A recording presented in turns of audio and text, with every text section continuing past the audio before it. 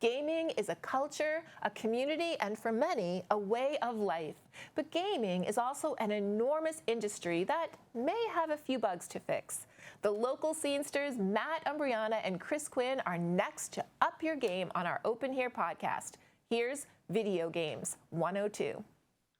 Chris. Meh. Welcome back. We are here again once more. What for? We're talking video games again. Why? They asked us to. All right. What's on your mind? Well, I think we should talk about we discussed our old experiences in the previous installment. Mm-hmm. And I wanted to kind of take it at a new angle and talk about some of our new experiences with modern day video games. Sure. What have you been up to, dude? Well, I mean, recently for myself, I've been playing Star Wars Survivor, Jedi. Oh, Survivor? Jedi Survivor. Yeah, that's One or the two? one. I think it's 2. Okay.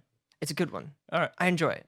It's been good so far. Little bit of an issue here and there, but otherwise the gameplay and story has been really fun. Okay. Cool. What about yourself? Honestly, in August, I started playing the new Baldur's Gate video game. Ooh. Yeah, dude, it's super fun, but I don't know. There's some weird I've had some weird experiences. Can you talk about some of those experiences? Sure. So basically the game is an adaptation of Dungeons and Dragons 5th edition. It's a co-op story game.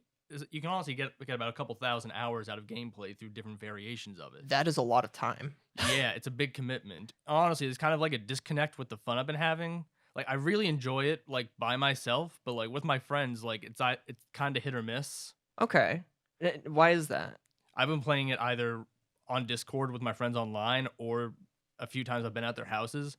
And, like, playing with them and online and in person is just two different experiences. Like, if there's a big decision to make, like, we might sit there for, like, a few minutes trying to pick, like, one of 5 options to go with. And if I'm at home on my computer, just, like, looking at a computer screen, those 5 minutes are just like me blankly staring at a computer monitor while my friends are thinking of their decision. Yeah. But like when I'm in the room with them, you can like feel the energy. You can see like whether or not they're worried, whether or not they're like in critical thinking mode.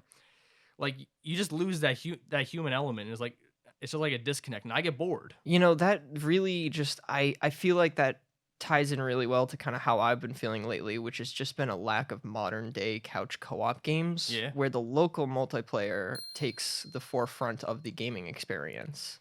You know, we grew up in a time where local multiplayer was the only way to play multiplayer. Yeah. You know, online hadn't really become a thing yet. And now with the increase of online multiplayer, we're seeing a big jump in those kind of games, those live service games where, you know, you're going to be playing with a lobby of like hundreds of people. Yeah. And dude, I don't like those games. Like I tried the new Call of Duty and I was completely bored. It was the same experience I had back in 2012 with the last Modern Warfare 3. Yeah, that has been a big issue lately. I feel like that's been in the news a lot recently with the lackluster of Modern Warfare 3. Cuz like dude, I was watching BlizzCon. Blizzard's they have a private expo where they show off like all their stuff for the next year, and they have an MMO called World of Warcraft. A bunch of people probably heard of it. Of course. Like, their director was talking like they used to be product focused. Like they were thinking about the game as a product itself. They make it, they give it to you, it's yours. They make the next product. Now, how did they change that? So it's not just them. A lot of game studios are moving to what they call a live service model. Games themselves, they're not a product anymore. They're a service for us to take part in. So every couple of weeks, they don't want to just drop a game or drop a massive expansion to an MMO and leave it with some small updates here and there. They want to have a repeating constant cycle of new content coming out I think they said every 8 weeks. Every 8 weeks. That's a tough schedule to keep up with. Yeah, but like I don't. It's a big game. It's a fun game, but I don't enjoy that kind of grinding. It's just a continuous, cyclical, constant like rise in challenge and difficulty, but it's perpetual. There's no peak. There's no cliff. There's no. You're always going to be keep going up and up and up. You're constantly chasing a carrot on a stick. Wow, that is an interesting take on how the live service games have kind of established their gameplay nowadays, and I feel like that translates into a lot of different games like Fortnite and Call of Duty, Overwatch. I mean, you name it. A lot of them have taken up this kind of mantle of we need to constantly flood content into Yeah. our games to keep people on board. Yeah, because like the way I see it is they're going for instant gratification. They want to trigger that dopamine response in your brain as soon as possible and Right. keep you coming back. But I think the problem with that is if you keep doing that, you'll either need more and more dopamine to achieve such an effect, or you're just gonna have a massive player fall off and your game will just lose steam and traction. And I guess that kind of makes them feel a lot more clunky than older games have been in the past. Oh yeah, definitely. I mean, I feel as if, for me personally, those new games take up a lot of space. And 90% of that space, that storage that they're taking up, is content that I'll never own or Yeah. achieve to get. Which is, can you talk about that? Have you experienced any of that in your games? Not too much actually. Really, what I've been playing Baldur's Gate. I did try World of Warcraft because I wanted to talk about it with you, and in that, really, what they were trying to get out of me was microtransactions. Oh, jeez.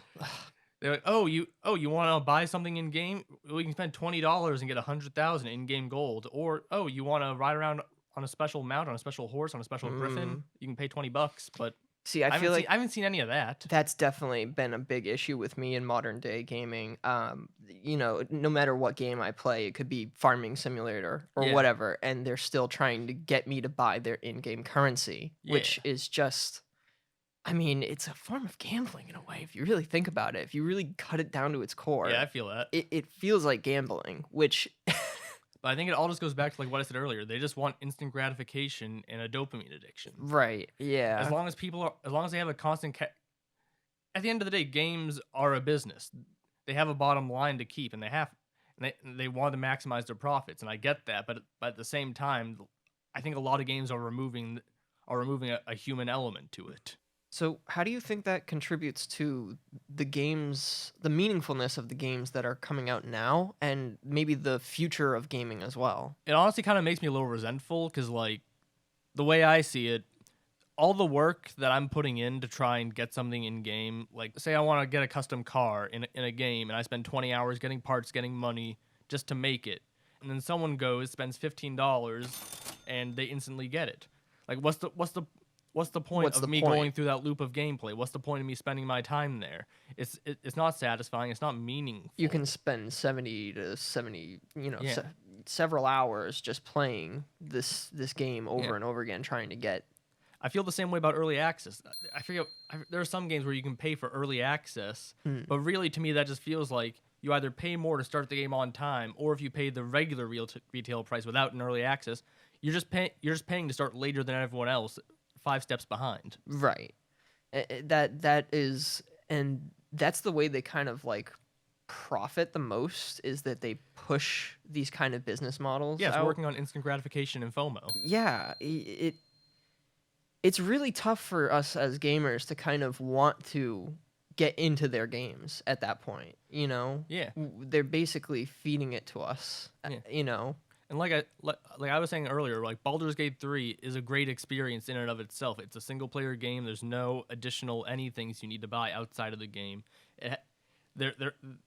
The studio behind it, Larian, is famously known for allowing like heavy modding by the community so players can do what they want.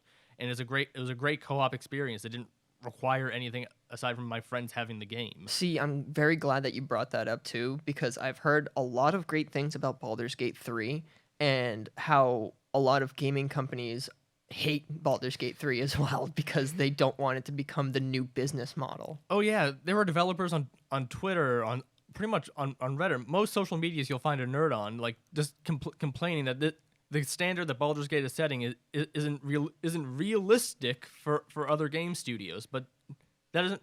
I don't buy that. I don't buy that either. So someone raised the bar. Right.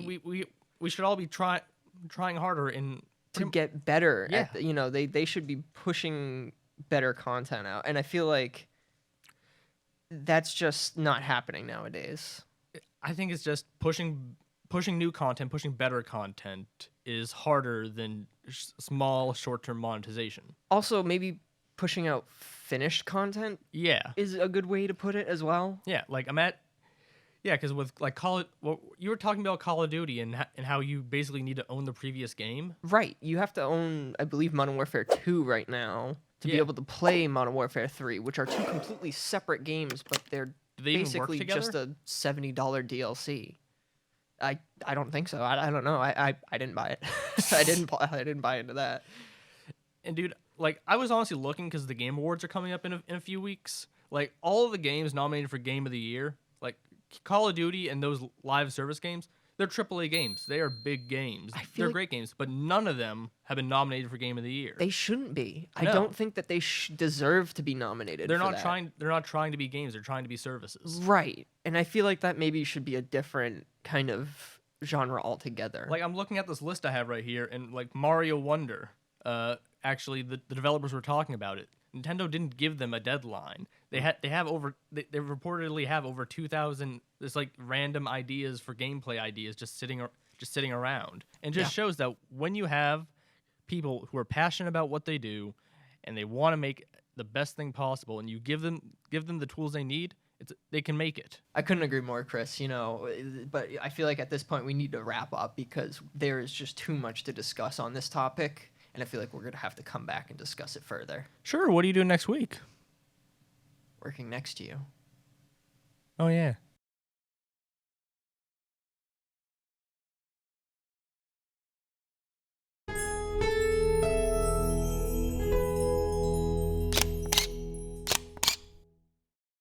If you enjoyed this video by The Local Scene, please give a thumbs up and hit subscribe.